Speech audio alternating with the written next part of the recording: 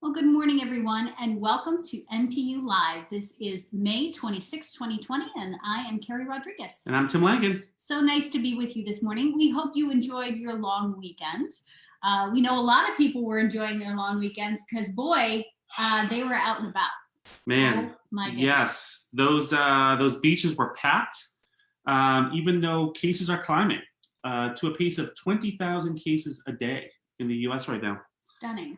And I've actually, if you follow me on Twitter, which you can do, you can go to @RadioKeri. I've actually tweeted some pictures from here in Boston, Massachusetts, where, frankly, it was kind of a crappy weekend. It was cold. It was like 50 degrees.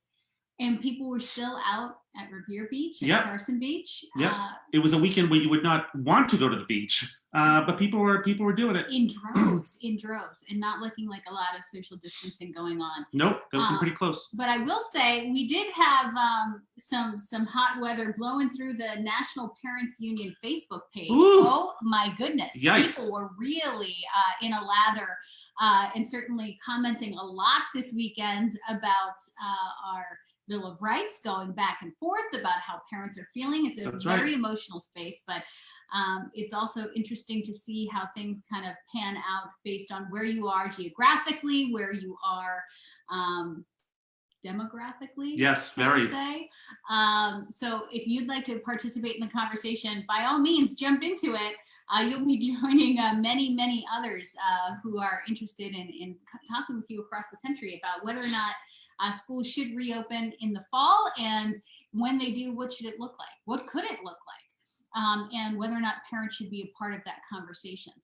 As we shared with you last week, it was kind of difficult for parents to have to, even here in Massachusetts, where we have Massachusetts Parents United, the largest parent advocacy organization in the Commonwealth, is still having to force our way to that table. That's right. To make sure parent voices were being heard. And frankly, parents of color, special needs parents, English language learning families, not at the table. It was really disturbing. So folks across the country, if you're not actively advocating to get your place there, you're not going to be heard. These decisions are going to be made for you and your families. So very interesting situation. That's right. And if you have feedback about that, send it to info@npun.org. That's info@npun.org. Or comment on our Facebook page where you can see us right now. Well, speaking of feedback, a lot of people across the country talking about Amy Cooper.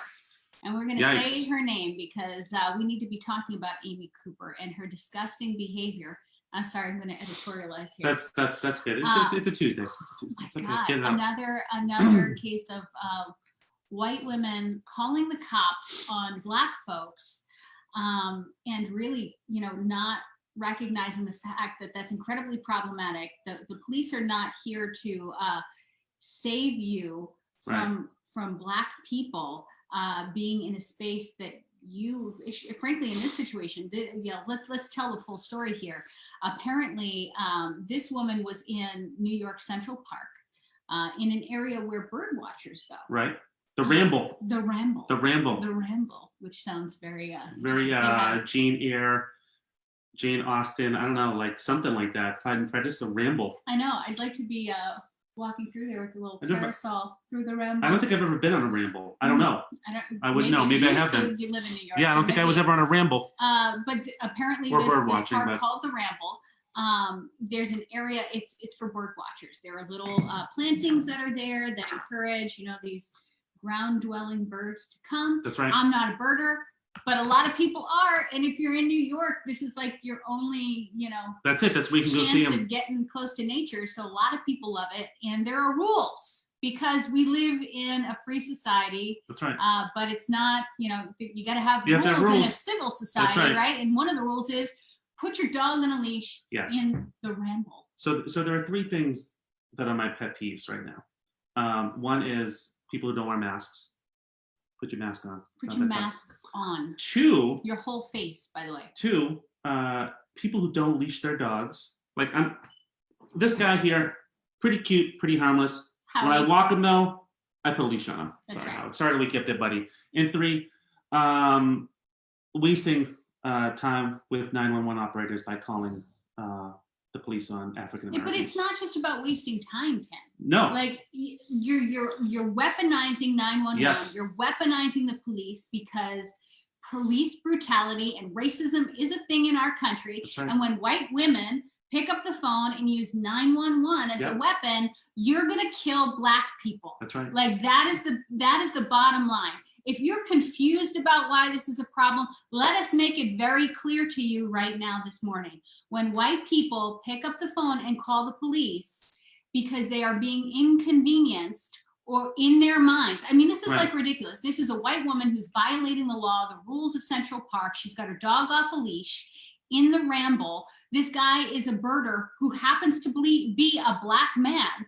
She is using 911 as a weapon to inflict violence against this man. That is what happens. If you don't know that that is what happens when white women in particular pick up the phone and use 911, you're crazy. Like, where have you been? So if you're doing that, and especially, I mean, if you watch, you have to watch this footage on Twitter. Right. It is stunning. It's long. Yeah, it's long, but it's worth it. But the thing is, when you hear this one, she turns it on. Well, that's what I'm saying. I'm saying the woman gets into it. She spends quite a bit of time saying she's calling 911. This African-American man is threatening my life. And she like does the little like quiver in her voice. And the guy is like across the field from her just saying, could you put your dog on a leash? Yeah. And literally you are weaponizing the police. You're weaponizing 911. And the consequences for Black men are often death. Yes. That's what happens because New York City cops have a track record, do they not? So anyway, consequences are raining down because we have these things called cell phone cameras now, okay? And he had a cell phone camera up because unfortunately in the society we live in, that's what's gotta happen. That's right. You gotta tape everything, you gotta get it on tape. And as we also know, tape won't save your ass, but at least maybe there might be a chance for justice in some way, because in many, even when we have video footage of police brutality or people being shot to death by police, it doesn't do anything because half the time we'll go down that path another day. But this is what people of color have to do. They've got to use their cell phone cameras to tape everything, be hyper vigilant all the time because things are going to go down.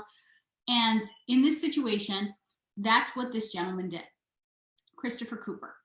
So, and they have the same last name, not related, obviously.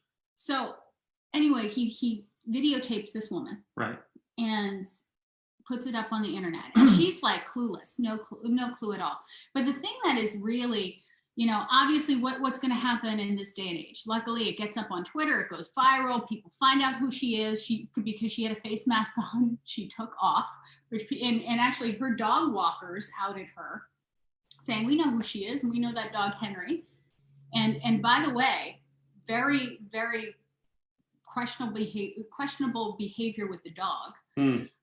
But takes the mask off. She gets outed. She's on administrative leave from her job at Franklin Templeton Investments because she's got a big old fancy job there because of course she does. And it's, suddenly, she's issuing an apology. When you start an apology with "I am not a racist," it's not an apology. Like that's, right. No, I'm sorry, honey. Somebody's going to have to sit you down, maybe explain the way the world works. Outside of your lens. And when you use 911 and the police as a weapon against Black men, that's racist behavior. It may not feel good to accept that. You may not know that, but that is what it is. And sorry about your feelings. Sorry that you're in a hurt place, but holy crap. The other thing that we have to address in this moment, because we're seeing this again, another situation where many families across the country are going to have to sit down and have conversations with their kids again because of situations like this.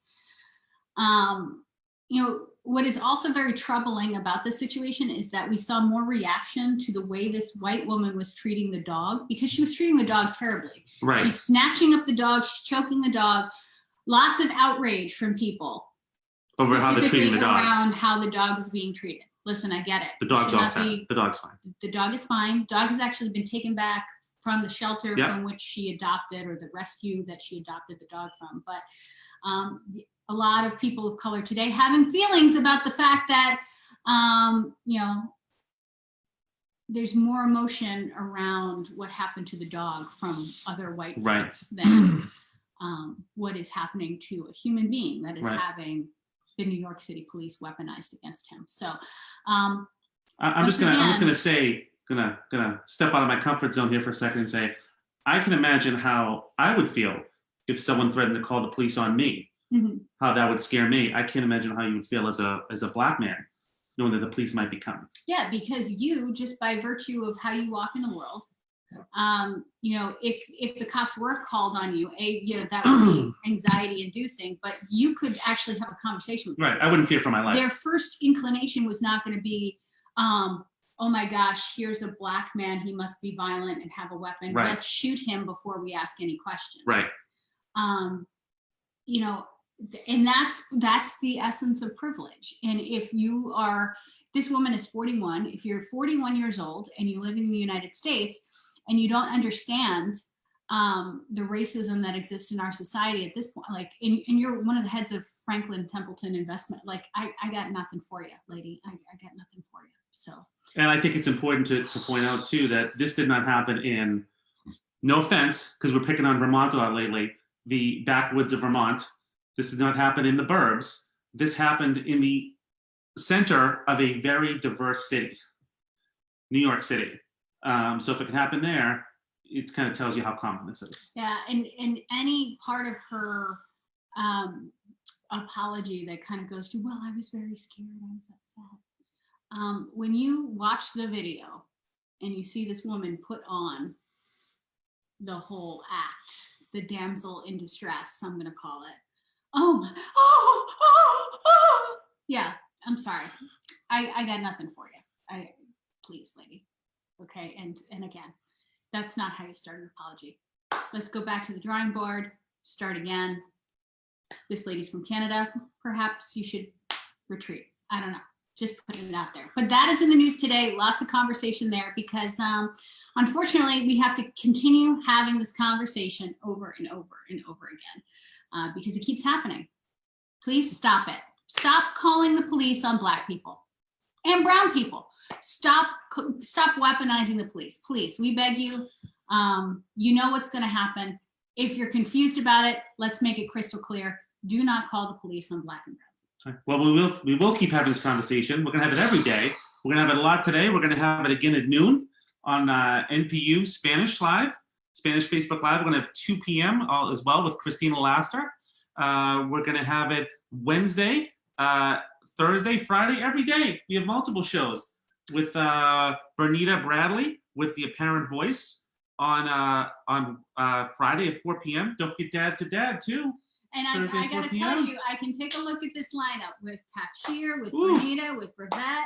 All of our shows, I can guarantee, probably going to hit on this topic. So you'll get plenty of reminders from the National Parents Union. We're here for you. We're here to help educate.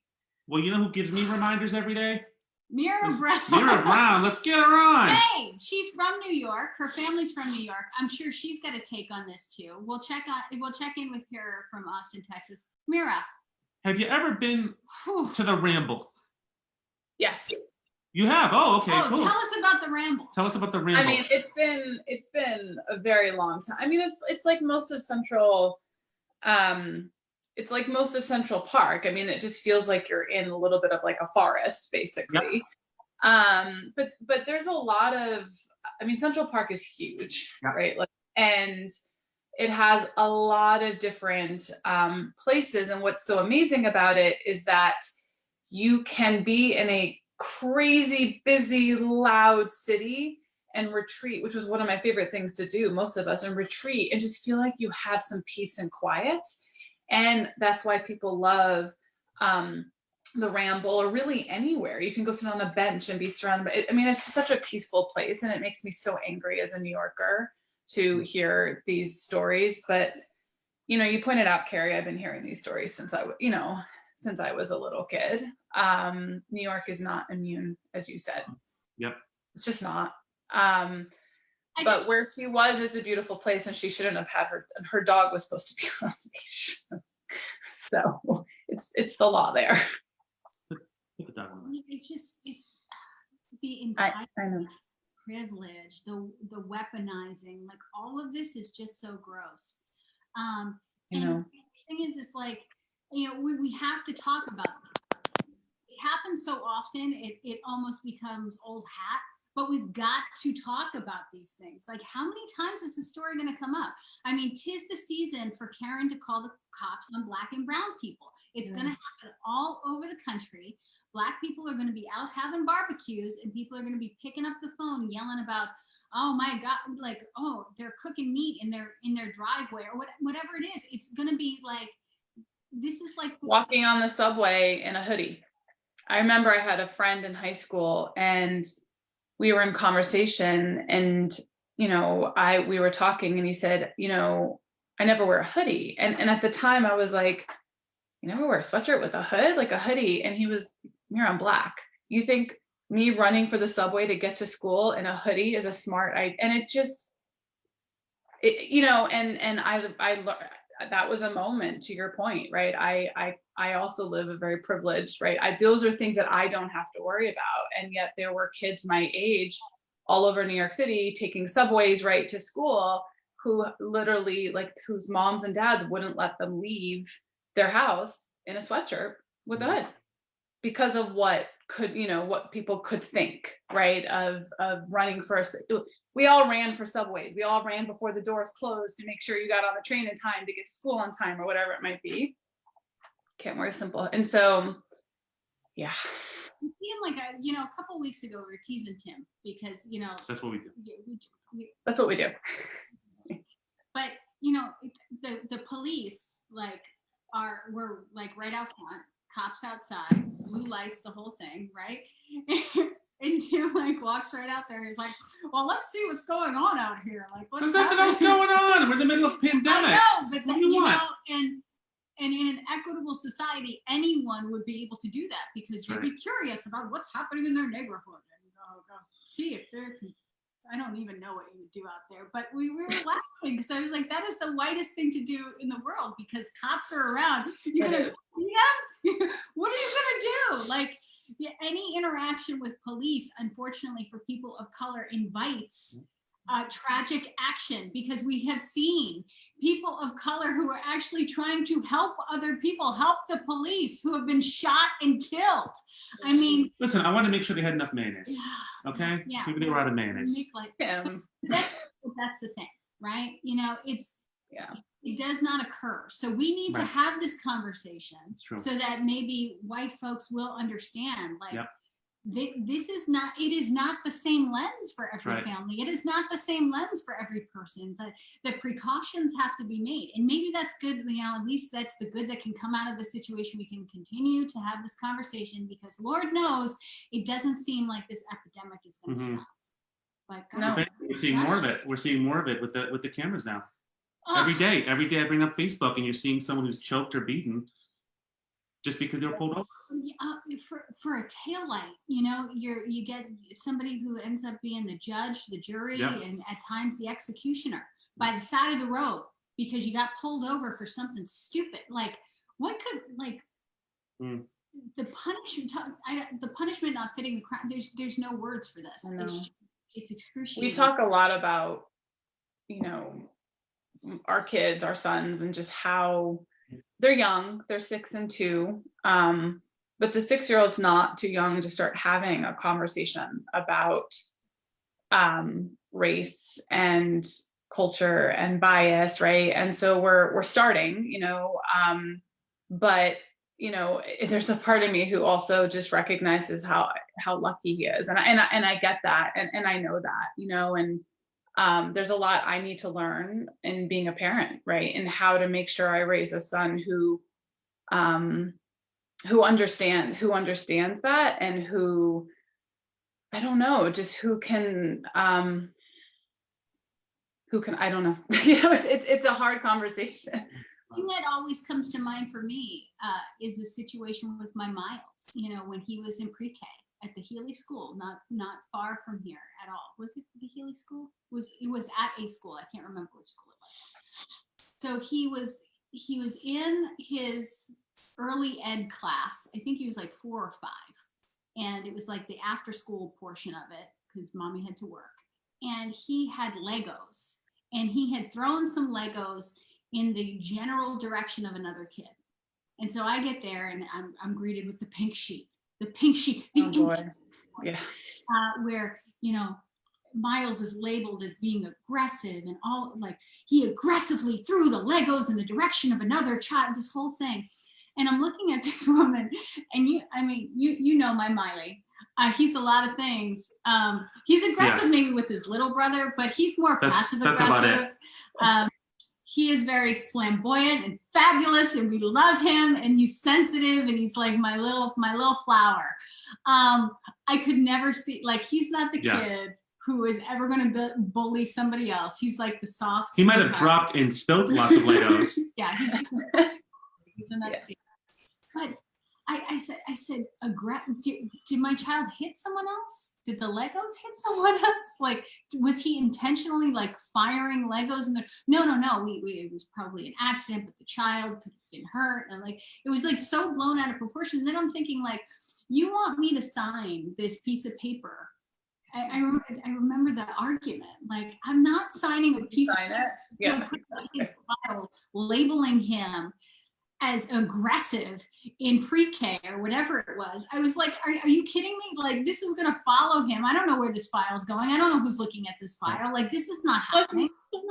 Like, this is what kids do. Like, he's like a brown boy, and he's got the deck stacked against him by virtue of who he is in the world, you know, whether I like it or not, you know. And sorry, like, that's the way, you know, that's how hyper vigilant we have to be. And I had to fight it. It was like, it was ridiculous, you know, but I don't even know what more to say about that. But unfortunately, another morning where we are confronting this kind of stuff in the world and tough conversations with our kids. But we are now, have we lost track of the weeks? Is it week 11 of the pandemic? I don't even know anymore. I honestly don't even know anymore. I know it's the last week of school here in Austin. 3 more days to be exact. 3 more days. Tuesday, Wednesday, Thursday. The only reason why I know the days of the week. And then what happens after that, I don't know, but I do know I at least don't have to fight the Zoom fight or fight the activities fight or just do one worksheet for me, kid, or just like, but what happens in June, you know, we're all waiting to find out. But 3 more days of school this week, and Austin is officially done.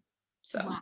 That's incredible. You know, it's very, I was thinking about it. It's just very bittersweet, you know, like on the one hand, I'm so excited that it's over because, you know, it's worked for some families amazingly well, remote learning, and for others, it's been painful and long and hard, and anxiety ridden. But it's just bittersweet because it's not how any of us thought the year was going to go. It's not how we thought we would end. We had just moved to Austin. We were expecting to it's our neighborhood school, public school, meet families, like all of these expectations, you know, we've talked about this over the last 10, 11 weeks that you've had. And so I think there's just like a bittersweet feeling for us this week. And then this weekend we were finally getting some errands done, and I was driving around Austin and parts I haven't been to, and just seeing like businesses shuttered, you know, like all over the city, just out of business, right? Like find us online, you know, type of thing, but just completely, and I'm not like big business, I mean, big business, Gap, also things like that, but then small family-owned businesses, just, you know, no longer in business type of thing. It just made me, I don't know, it made for kind of a sad, bittersweet, made me very nostalgic for pre-COVID for the first time. Like I've been nostalgic before, but just like an overwhelming feeling of nostalgia this weekend and this week. It's kind of crazy that it's finally hitting me 11 weeks in. And I think just thinking about the months ahead, you know, having to have that scaffolding of school fall away, where at least, okay, this is something we have to get done. This is some structure that has been given to us. You know, there are differing levels across the country of additional support that some school districts are going to be providing through the summer. because kids still have to be doing things. Like just because, you know, the school year is over does not mean the year is over. Like we're still going through this. We're still in the thick of it. And frankly, as the weather gets warmer, it's going to be tougher and tougher to maintain, you know, all of these different things that we need to maintain to stay safe, and giving our kids some structure, some normalcy. Like a lot of us are going to be seeking that. That's why I'm really excited about, you know, some of the stuff that Navigator's doing with Camp I saw that. and doing some of the work with Camp Kesem that my kids are going to be doing. But, you know, it's that structure. I'm nervous. I'm anxious about it, thinking about like, what are we going to do to fill the hours? Because the hours still must be filled. And like our kids, you know, we're hearing so much about learning loss and all of this other stuff. You know, I'm worried about their brains turning into jello. More than I usually do in the summertime. So now I'm scrambling. I'm feeling kind of anxious about it. I think, and my anxiety is coming from, it's coming from a place of like most people, like I'm looking forward to the summer, but I also can feel that I just have nothing less to give. And so Gabriel's going to be home, or the kids are going to be home, and I don't know what to give like, I don't have the patience. I don't have the, like, you know, it's like, I need to get myself together, you know, like I need to spend a couple of weeks, you know, sort of like writing myself, if that makes sense, like closing out the school year, just sort of putting that out of my mind, and kind of righting the ship in our house, because, and I've shared this, and I've been happy to be honest, like it's been like Gabriel and I, we are not in a good place together, you know, and that makes me sad. And yet we've just been running this like on a treadmill, just trying to get from, you know, day to day, and to get to the end of this. And I've had this like end of school year marker in my, I don't know why it doesn't mark anything anymore. The next day afterwards, it's not like all of a sudden, like he goes to camp or something, you know, and the world opens up, like, but it's just been like, for me, I need to have those like markers, right? Get to this moment, and then you can take the next step type of thing. And so we'll see what happens. But I know that like part of it is, I think of parents also, we're 3 months in, you know, you kind of, at least for me, I need to figure out how to be able to give again when I don't have much more to give. So that kind of brings us to the tip we're talking about. Yeah. I think that, you know we're in a tough spot. Our kids are in a tough spot emotionally. We've been through a lot. We're coming to this end of school year. We still got to live in the house together. We still got to figure something out. Right. And we've got to get back to a place of love and trust with each other, so that we can figure out what's next and what summer's going to look like. I know here, like right now, my kids are down with their Nana on Cape Cod. She's got an acre of land, running around, doing all kinds of stuff. But, you know, and they've been living their life. They're going to go to the beach with Nana today and go and hang around, but they're coming home soon. And, you know, we've been talking about like, well, what are the things from Cape Cod that you love that you need to bring back? You know, and really I've been trying to open up conversations with them to have just like a little one-on-one time to kind of take their temperature around, well, how are you feeling, and what's been working well and what's not working well, and what do we need to do, and what do we need to change, because our family is changing. We're in a period of transition for a whole host of reasons. My kids are coming up on the 1-year anniversary of their daddy passing away. They're in the middle of a pandemic. We just moved to a new house. It's like, oh my goodness, all of these so things many things at once. But the thing that we can always go back to is that love and trust that we have, that we've always gotten through tough things together, and we're going to get through this as well. So how do we start down this path, Mira? So something you mentioned a couple times now actually is what brought me to this tip. And so the tip is around using sort of weekly one-on-ones, or as a way to build trust and security and love, and sort of like you said, either rebuild or continue to connect with your kids. And this came out of something you said that I think you do with Miles, if I remember correctly, right? And which is, you know, has just consistently stayed with me in the fact that like you always find that time in the day to have that one-on-one time with him, to check in with him and to connect with him. And I bet that I would make the bet, I would say that those special moments have really created probably an extra special or like very strong sort of positive relationship and bond between you and Miles. And that has a really important cascading effect. And the interesting thing about it is that the reason why is it all starts with oxytocin. And just like hear me out for a second, because I thought this was fascinating. I honestly didn't know. Well, there's a lot I honestly don't know, which is why I like what I do.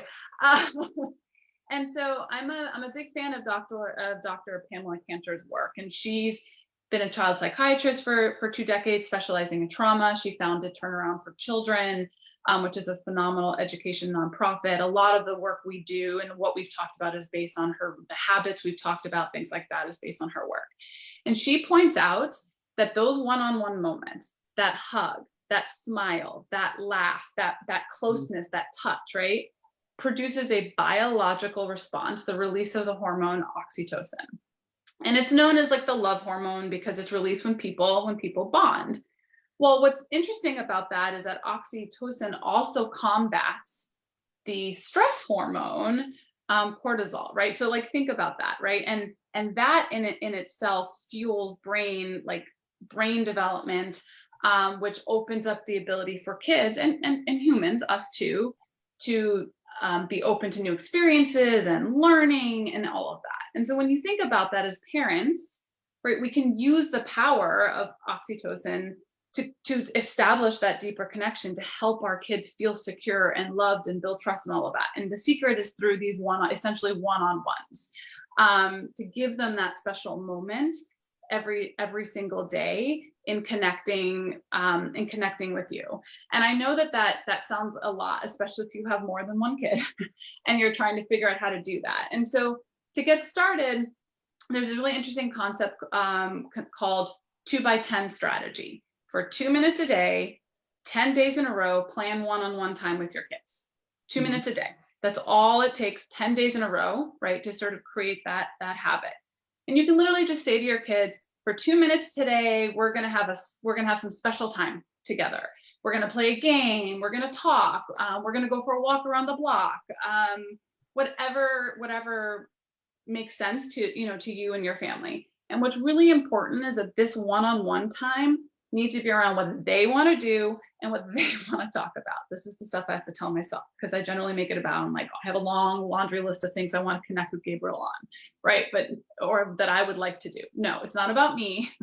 It's about what they want to do. And so Dr. Cantor suggests, for example, if they're younger, playing games, right? Because younger kids connect over games, or using storytelling is something we talked about last week. That's another tool that builds attachment and sort of can help kids start to open up emotionally and start talking to you through a story.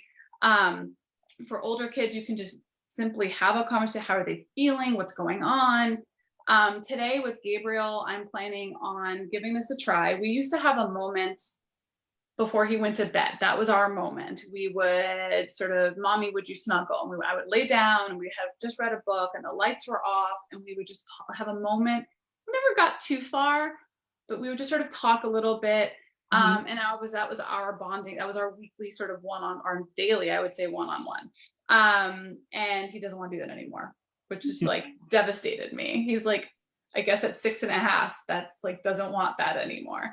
So I'm trying to find like a new way, a new time that he's willing to have those moments with me. So I was like, okay, well, maybe today, I told him, I was like, we're going to try this 2x10 for 2 minutes. We're going to spend some uninterrupted time together. What do you want to do? He's like, well, I want to go through drive-through and get a burger and go to the overlook and eat out of the back of out of the back of the car, right? Like there's this overlook looking out onto Austin. I was like, great, I can do that. Like I can get in the car and I can drive you to this overlook and we can get burgers and we can sit and just have this moment for a couple of minutes in between sort of craziness of our lives. So 2x10 daily, weekly, right? Like one-on-ones, times, those special moments, uninterrupted, focused on what they want to do and what they want to talk about, is at least the way to start that. And it can evolve, right, over time. But I promise it's worth it for our kids. And it pays dividends in different ways, right? So, my kids have been down in Cape Cod, hanging out with their Nana, trying to have some space and stuff like that. But those moments of bonding that I've had with Miley, where we've, sat in, and it doesn't have to be anything fancy. No. And just hold space for him.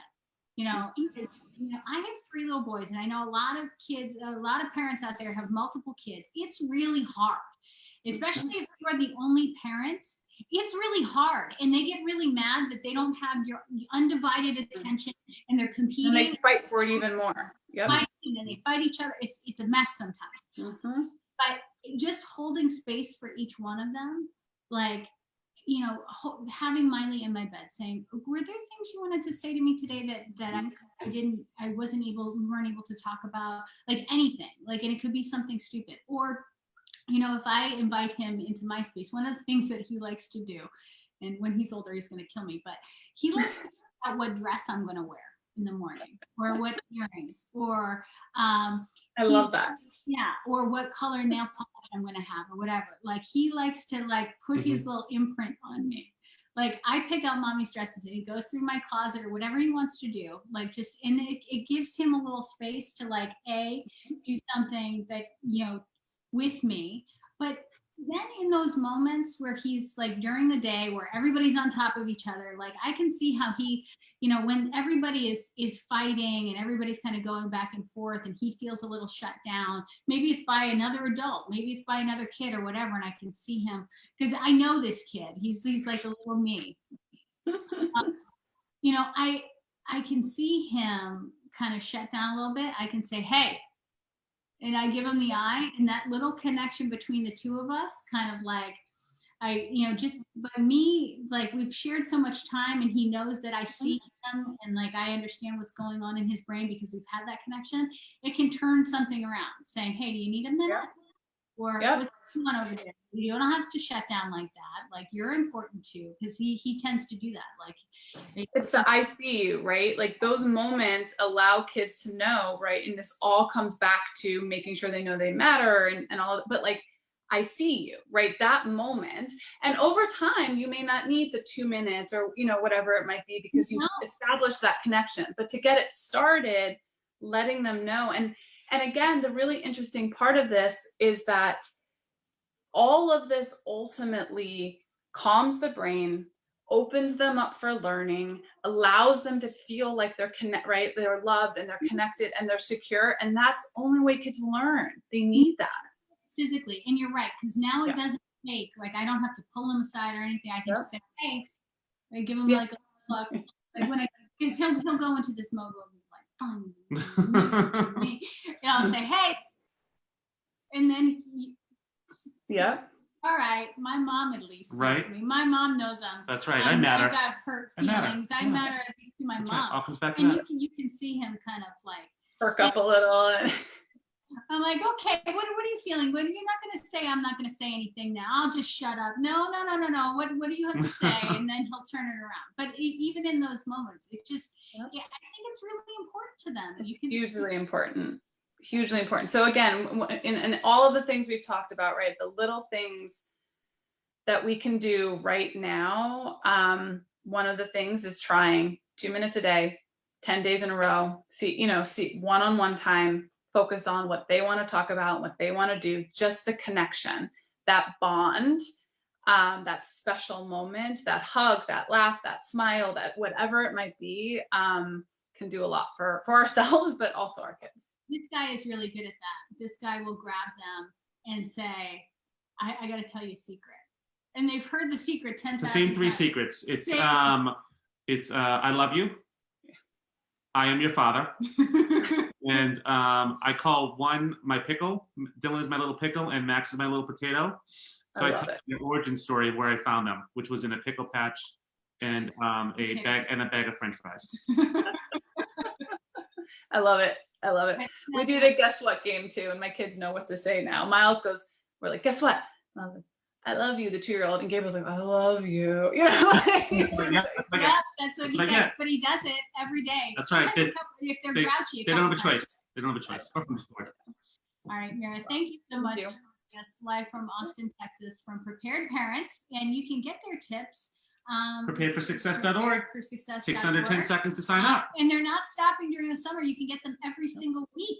That's Every right. week they'll be available to you. They're not letting us alone. They're not leaving us in the summer darkness here. They're going to be there to support us. That's right. And get us ready for the week. I'm excited about this. We need them. We do. Thank you. So we'll Bye. see you tomorrow, Mira. Have a great day. Mira Browne. Love checking in with That's her. right. She's so wonderful. More wonderful people to come. I'm excited about our next guests who are coming That's right. to join us right now. One is joining us from Delaware, the other from New Jersey. They're from TeenSharp. Our friend Tatiana and our friend Deborah joining us from TeenSharp, the founder and the parent programming manager joining us. Hi, Deborah. How are you? I'm fine. How are you? Very good. I think I see Tatiana joining us as well. She's coming into the screen. Deborah, you're from New Jersey, right? Correct. I am. We have so many delegates, especially from our leadership of the National Parents Union from Newark. Our friend Shavar Jeffries coming through from Democrats for Education Reform. He comes to us from New Jersey. We love New Jersey. We're always checking in. Crystal Williams, one of our other delegates from New Jersey. We love Jersey. So we got to stop. First and foremost, how are things in your hood? How are things in your family? How are you making it through? So thank you so much. I'm so excited to be here. We are holding it together in New Jersey. Me and my family are doing well. And of course, we are trying to make sure that we comply with all the recommendations of the CDC and also Dr. Fauci and exercise safe distancing at this time. So you guys, anything tricky for you guys? You sound like you're just living the dream over there. What is tricky? The rest of us are scrambling. We don't know what to do with these kids, whether they're little or big. They're giving us big headaches. There's not enough food in the house. But Deborah's like, we got this. We're all set in Jersey. We're good. Everything nothing tricky. Come on now. Well, I will tell you, Keri, at first, it was a big adjustment. I'm trying to get used to this new normal. But here is what I found out that I would like to share. I realized that the more I held on to the past, the more I held on for things to return back to normal, the more I struggle with the present. So what I decided to do is look at this time as a divine opportunity. This is a divine opportunity for me to learn more about my children, to learn more about my husband, and also for me to learn more about myself. And I found that when I changed my perspective, actually I became a lot happier at this time, Keri. I think this is the advice I needed in my life this morning. Us trying to think about, trying to, put the toothpaste back in the tube and go back to how things were before. Like that is not going to work. It's like trying to go back to your life before you were a mama after you had the baby. Like that's not happening in the brave new world. So I think that's what I needed. Tatiana is joining us from Delaware. She is the founder of TeenSharp. She's from the Ukraine. She came to the United States to study and stayed because there's a lot of work to do here, I think. So Tatiana, we want to hear from you. How are things in Delaware? I don't think we've talked to anybody from Delaware yet. I think every other state, maybe other than even Puerto Rico checks in. But how are things in Delaware? What's going on there? How are you surviving the pandemic? Thank you so much, Keri, for having us. It's such a pleasure to be joining you guys today. Delaware, reopened beaches this weekend, so that's I'm sure was a very positive development for many of our residents who or even out-of-state guests who love visiting the wonderful Delaware beaches. But overall, it's a lot of hurt. It's a lot of hurt. I'm not going to make things light. In our community, in the TeenSharp community, we have a lot of parents who are undergoing some of the worst economic crises that they have ever encountered in their life. Many have recovered from COVID. Some are still struggling. It's real. It's real. The pandemic continues to to affect so many of our youth and so many of their families. And just like Ms. Debbie said, you know, our role in TeenSharp is to kind of help them see that in the middle of this kind of really challenging situation, there are opportunities for them to do some things that they've always wanted but did not have time for, and kind of try to bring the silver lining perspective, you know, to the surface. But you know, things continue to be challenging and kind of evolving over time. Absolutely. And, you know, it's funny reading in your background too, a teacher at Temple University. I'm an alum, well, I went to Temple University. I didn't graduate from Temple, but didn't much time until I actually got a career in broadcasting, left a little early, but they, you know, the whole philosophy at Temple University is, you know, putting everything you learn into action and putting good work into the world. And certainly, you know, being a teacher there, I'm sure that was instilled in you. It was certainly instilled in me as a student. So you are the founder. Tell us about TeenSharp, what this is all about, and let's get into your work here. Absolutely. So TeenSharp is a nonprofit organization that is serving families, young people and their parents in the tri-state area, in Delaware, in kind of Philadelphia area, and South Jersey. We prepare African American, Latino students to attend and to thrive in top-tier colleges. Our overall goal, however, is to help develop a core of diverse leaders who are going to be, who have all that they need to be able to join the decision-making table at the highest, you know, levels. You know, it is the belief of our organization that our country is going to be so much better off if the decisions are being made by the people who represent the changing population in this country. And the diverse perspective that comes from our communities is very much needed, especially during these difficult times. And so TeenSharp is the solution just for that. Yeah, Deborah, imagine that. The people closest to the pain being close to the power and making some of the decisions. Well, what a novel idea. Could you imagine that maybe they need us to be part of the context so we can actually get some real solutions? That's brilliant. Sounds very familiar to us here at the National Parents Union, trying to get parents. So Deborah, you know, you work with parents in Camden. Our friend Brian does extraordinary work with parents, you know, organizing in Camden in particular, trying to get a voice, a seat at the table. Things have been tricky in Camden for a very long time, tricky in South Jersey, tricky in Philadelphia. Shout out to our friend Maritza, who's watching, our Philadelphia delegate, who's also reminding us that we need to fill out our census. But we want to make sure we understand what you're seeing from parents directly in fighting to get a seat at the table. So what's it been like from your perspective, Deborah? So I think, like, through our organization, TeenSharp, we believe that it's a partnership between the student, the parent, and our programming staff. And so in our organization, we have the parent network, and we developed a community of TeenSharp parents. And our network also serves as a think tank for parents, where they can discuss effective ways to promote students' college readiness and academic success.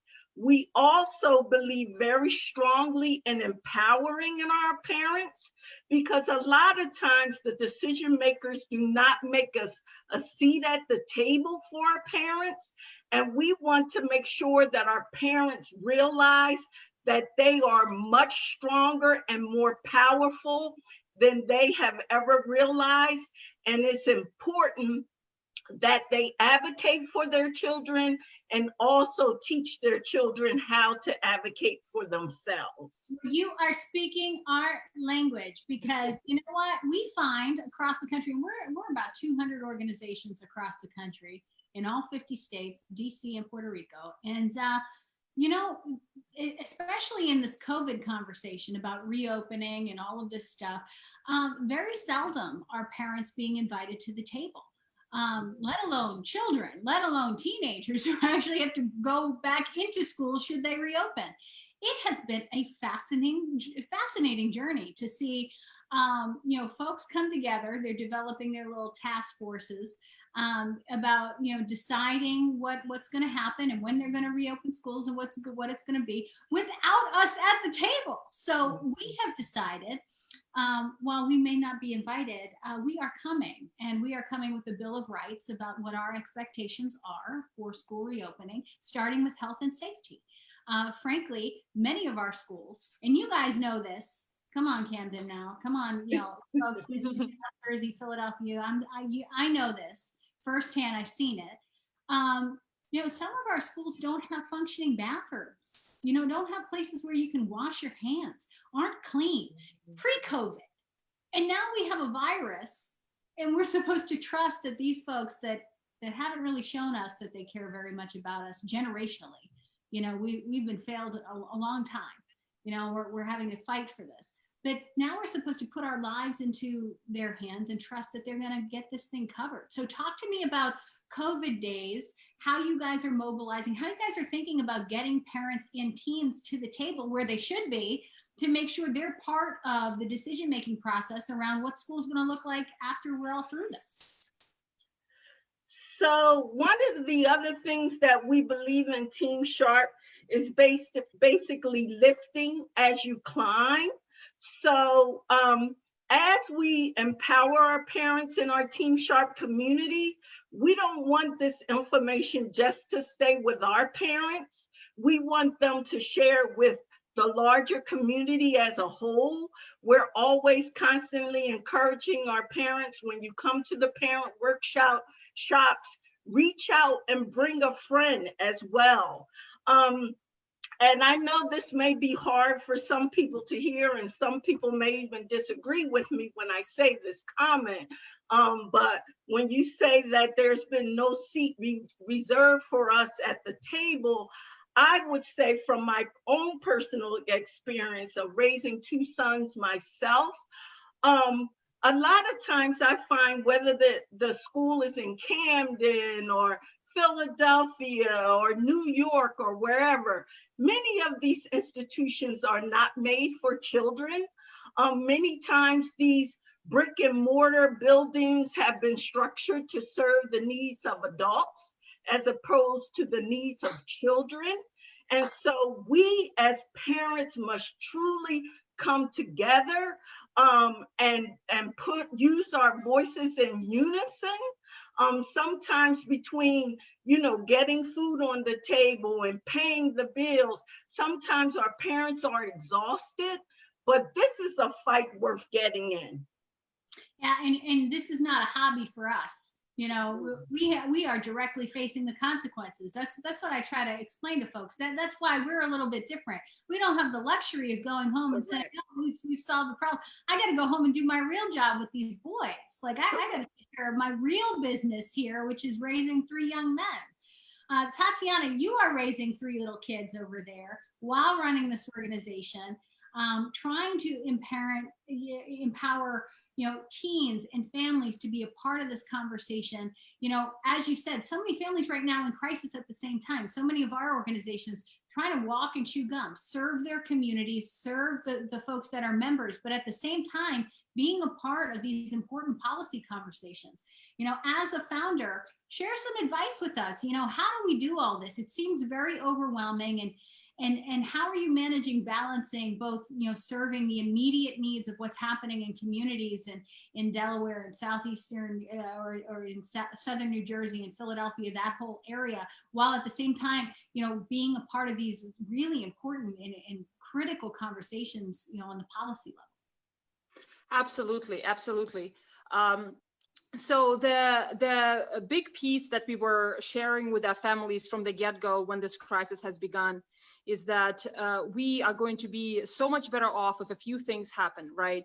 If we, understand that this is not gonna go away anytime soon. And so let's go through our stages of grief earlier, and let's come to terms and figure out how this can function in our home.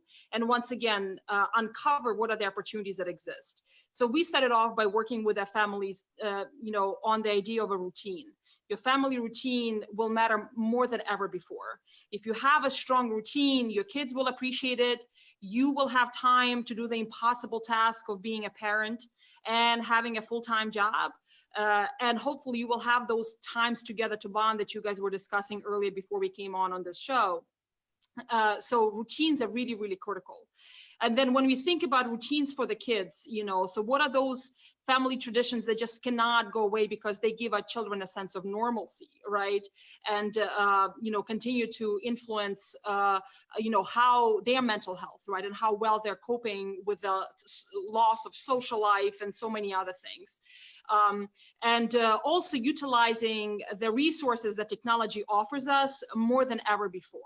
So we've been on a search for online support that is very pointed, that is very effective, that can help our parents plug our kids into these very effective sources of information and of support. So for example, we've talked a lot to our parents about utilizing this moment to help your children overcome math anxiety that so many of our young people have.